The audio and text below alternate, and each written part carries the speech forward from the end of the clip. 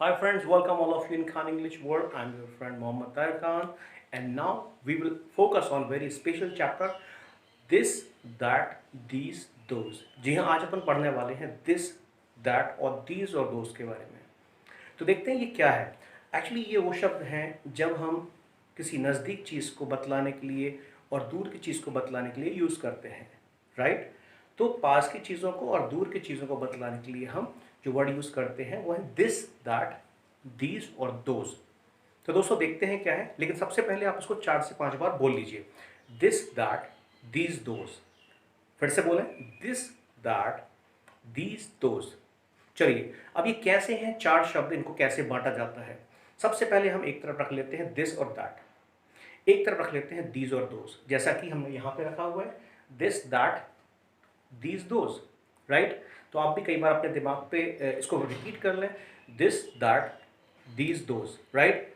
This, that, these, those, इसको आप कई बार बोलें, this, that, these, those. This और दैट जो है वो सिंगुलर के लिए है और दीज और दोज ये प्लूरल के लिए है, राइट।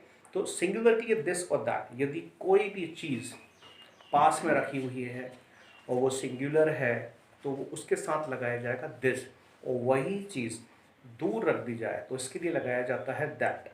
तो सिंगुलर चीज़ के लिए लगता है दिस और दैट, प्लूरल चीज़ के लिए लगता है दीज और दोज, ठीक है।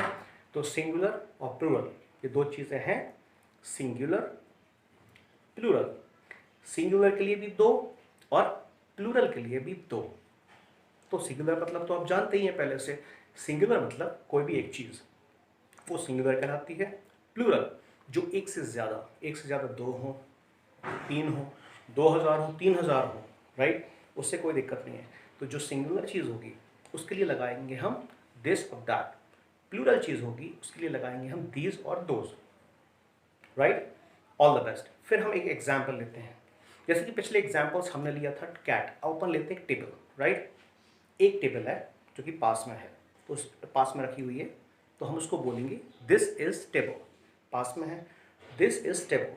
अब ये दूर चली जाएगी, that is table, this is table, that is table. अब इसको अपन कई बार बोलें, this is table, that is table. Cat है, this is cat, that is cat.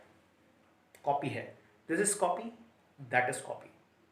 इसका हिंदी मीनिंग जो जाएगा वो ये होगा, यह कॉपी है, वह कॉपी है, यह बिल्ली है, वह बिल्ली है, यह कमरा है, वह कमरा है, यह ग्राउंड है, वह ग्राउंड है। तो ये चीज़ हो गई सिंगुलर। अब इसी को हम प्लूरल में लेके जाते हैं, राइट। तो table, these are tables, these are tables. Table पहले प्लूरल बनाना पड़ेगा तो वो टेबल्स हो जाएगा, दीज आर टेबल्स। अब ये टेबल्स दूर रखी होंगी कहीं, तो हम इसको बोलेंगे दोज आर टेबल्स। तो पास के लिए दीज आर टेबल्स, दूर के लिए दोज आर टेबल्स। पास में बिल्लियां हैं तो दीज आर कैट्स, दूर हैं दोज आर कैट्स। पास में फूल रखे हुए हैं, है ना, तो इनको बोलेंगे दीज आर फ्लावर्स, दूर हैं दोज आर फ्लावर्स। तो इसमें ये फूल हैं, वे फूल हैं, ओके। ये लड़कियां हैं, दीज आर गर्ल्स, वे लड़कियां हैं, दोज आर गर्ल्स। ये टेबल्स हैं, दीज आर टेबल्स, वे टेबल हैं, दोज आर टेबल्स। तो आपने सिंगुलर चीज़ पास में रखी है, नज़दीक है, उसके लिए आप दिस इज लगाएंगे, और दूर है उसके लिए दैट इज लगाएंगे, right. This is table, that is table. बहुत सारी टेबल्स हैं, these are tables, those are tables. उम्मीद करता हूँ आपको ये समझ में आ चुका होगा। जो चैप्टर था वो था this, that, these, those. This, that, these, those, चाहे तो ऐसे याद कर लें या तो फिर दिस, दैट, दीज, दोज।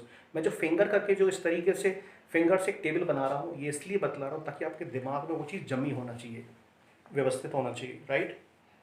हर चीज़ व्यवस्थित होगी तो आप उसको याद रख पाएंगे। दिस ये पास के लिए है, दैट, दिस, दैट, दीज, दोस्त, तो हमने 4 चीज़ें रख दी। दिस और दैट ये सिंगुलर के लिए, दिस, दैट, दूर के लिए दीज, दोस्त। तो इस तरीके से आप कई बार बोल के इसको याद कर लीजिए, दिस, दैट, दीज, दोस्त, दिस, दैट, दीज, दोस्त, तो आपको याद हो जाएगा। तो आपको ये याद रहेगा, जो हमने दिस और दैट बोला हुआ है ये सिंगुलर के लिए है, और जो दूसरा वाला जो बोला हुआ है वो प्लूरल के लिए है, right. So all the best. इसको आप कई बार यूज़ करिए, कई सेंटेंस बनाइए, तो आप ये ले सकते हैं बुक। बुक के ऊपर से 4 सेंटेंस बना सकते हैं, this is book, that is book, these are books, those are books. Chair के ऊपर से बना सकते हैं, this is chair, that is chair, these are chairs, those are chairs. तो ये मैंने क्लास बुक यहाँ लिख दिया है, इसको आप प्रॉपर फॉलो कर सकते हैं। तो आप इसको कई तरीके से सेंटेंस बनाइए, ज़रूरी नहीं कि जब तक कॉपी और पेन आपके पास ना हो तो आप सेंटेंस नहीं बना सकते। सो ऑल द बेस्ट, आप कई सेंटेंस बनाइए, एक के ऊपर 4 बनेंगे। तो 4 जो होंगे, 4 हिंदी के और 4 इंग्लिश के, राइट। इस तरीके से आपको 8 सेंटेंस बनाना होंगे। तो हर वर्ड के ऊपर से आपको 4 हिंदी 4 इंग्लिश के सेंटेंस बनेंगे। दिस इज, जैसे बुक है, this is book, that is book, these are books, those are books, right. तो यहाँ मैं एक छोटा सा आपको हेल्पिंग के लिए यहाँ पे याद रखने के लिए आप कर सकते हैं इज, और यहाँ पर आर, इनका आपको उपयोग करना है। इन दोनों के साथ लगेगा इज, इन दोनों के साथ लगेगा आर। तो इस तरीके से 4 सेंटेंस इंग्लिश के और 4 सेंटेंस हिंदी के हो जाएंगे।